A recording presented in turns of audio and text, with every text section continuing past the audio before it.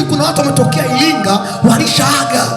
Hapa mjini kuna watu wametokea Mbeya walishaaga kwao. Hapa mjini kuna watu wametokea sijui Dodoma walishaaga. Kuna watu wametokea Arusha walishaaga. Alafu mtu wa namna hiyo unafanya naye biashara pembeni, ndugu yangu, huwezi kufanikiwa.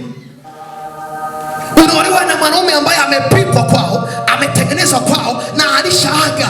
Manake watu wa kwao walishamuaga. Anatuma sadaka kila wiki, anaambia kasafisha kaburi la bibi, si kaburi la babu. Hizi imani zinaishi. So natangaza kuanzia sasa hivi ninavyozungumza ya kuwa hata kama wameaga kwao, lakini Bwana usimame upande wako. Bwana usimame upande wako. Bwana usimame upande wako. Nasema tena, Bwana usimame upande wako. So kuna watu wanahangaika hapa, unapambana utoke, unapambana biashara itoke, unapambana watoto watoke, mambo yamekuwa ni magumu, lakini kuna watu walioaga kwao wanaopambana na wewe. Natabiri juu ya maisha yako, wataanguka mwaka huu, wataanguka mwaka huu, wataanguka mwaka huu, wataanguka mwaka huu. Iwe ni wanawake, iwe ni wanaume, iwe ni watoto, iwe ni vibiti vidogo vidogo, wataanguka mwaka huu.